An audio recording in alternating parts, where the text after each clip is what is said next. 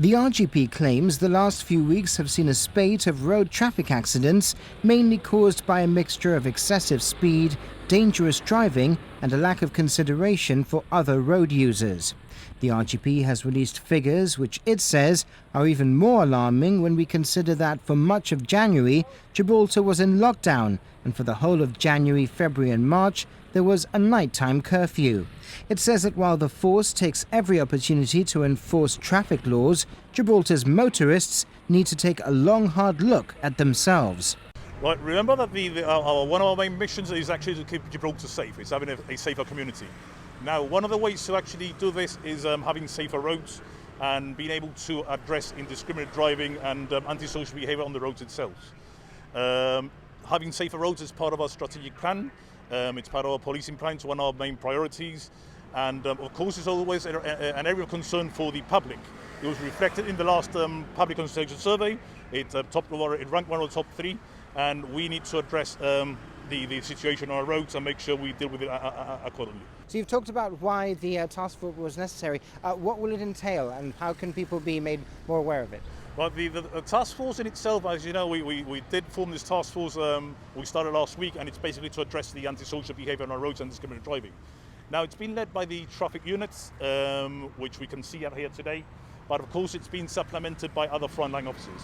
When we talk about this, we're talking about response team officers, officers from the Neighbourhood Police and Units, and any other department which can actually make our presence felt out in the streets.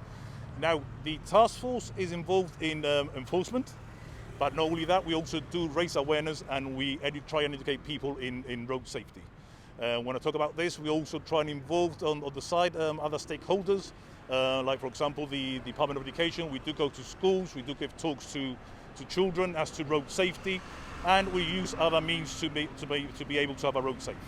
Looking at the statistics, speeding in particular, there's 49 offences in March, there are 83 in February. Is that a primary concern? Are, for example, deterrents like speed warnings and speed cameras not working? Speeding and any other offences is of concern to the RGP. Remember, what we want is safer roads for our communities and reduce any risks of any accidents actually happening out there. The figures are more or less the same like last year, as I said.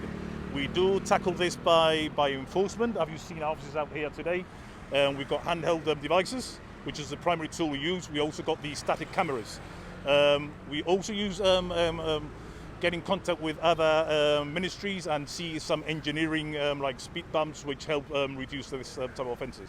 We had in January 34, in February 46 and in March 118 of other traffic offences. Could you tell us what some of those were if they weren't necessarily speeding or other things? Absolutely. The offences we deal with all type of offences. It's part of our operation Drive Safe. Drive Safe is a year-long campaign which we do. We do tackle those major offences which are a greater risk to the public.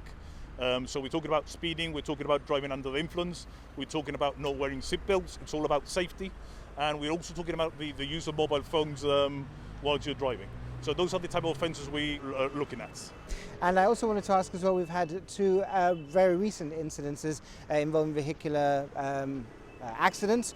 We had one very dramatically at the weekend at Catalan Bay, and just the other evening as well, an overturned car outside Garrison's Library. What would you tell the public in respect of those 2? I mean, they were quite unique in and of themselves, but what can you tell us about them? Did they involve speeding? Was there something else involved? Fortunately, right now, the incidents you're talking about are still part of our investigation. We're trying to see if any offences have been disclosed.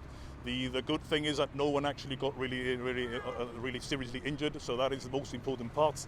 But you know, everyone needs to play their own part. The RGP can only do as much. We're out in the streets, we've got 24/7 coverage, but we cannot be every road every single minute or day.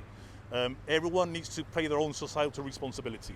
Please be out there, be careful the way you drive, and make sure you don't use your phones. I'm pretty sure if you start thinking the way people are driving, just ask yourself, have you ever used a phone while you're driving? Have you started talking to the person next to you and getting your eyes off from the front of the road? Please be careful and play your part and help us keep Gibraltar safe. Police Commissioner Richard Alger says that even with the new task force, it's impossible to have police officers on every road 24 hours a day. He says that apart from policing, drivers need to be educated and made responsible for their actions. The penalty for bad driving, he adds, should not be measured in the number of fines and driving bans, but also in the number of injuries and even deaths on our roads.